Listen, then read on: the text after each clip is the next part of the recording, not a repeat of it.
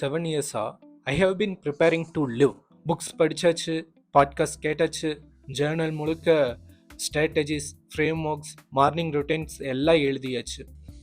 ஒருவேளை சக்ஸஸுங்கிறது நம்ம ஹார்ட் டிரைவில் எவ்வளோ செல்ஃப் டெவலப்மெண்ட் டேட்டா இருக்குங்கிறத வச்சு டிசைட் பண்ணால் I would be the master of the universe.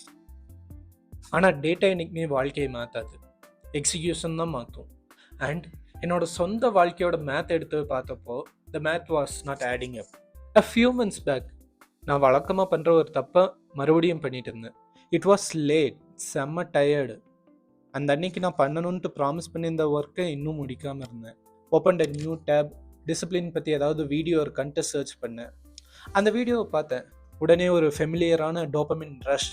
அப்பாடா, நம்ம டிசிப்ளின் பற்றி படிக்கிறோம், ஸோ நம்ம டிசிப்ளினாக இருக்கோம் அப்படின்னு என்ன நானே ஏமாத்திக்கிட்டேன். ஒரு இல்யூஷன். அப்போ தான் எனக்கு ஒன்று புரிஞ்சுது, எனக்கு அறிவு பத்தலைங்கிறது இங்கே ப்ராப்ளம் இல்லை. ஐ ஹேட் அன் அடிக்ஷன்.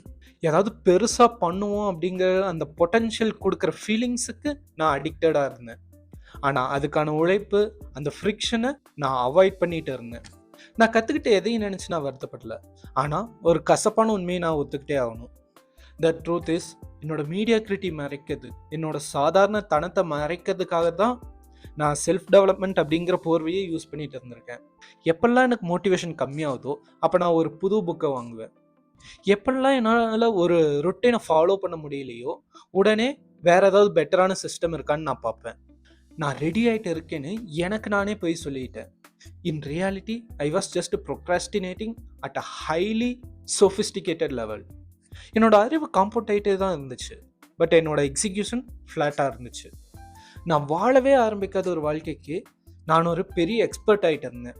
இதே பாதையில் நான் இன்னொரு 10 வருஷம் போயிருந்தேன்னா இதே ஆளு தான், ஆனால் கொஞ்சம் இதை பற்றி நல்லா பேச தெரிஞ்ச ஆளாக மாறியிருப்பேன். அவ்வளவுதான்.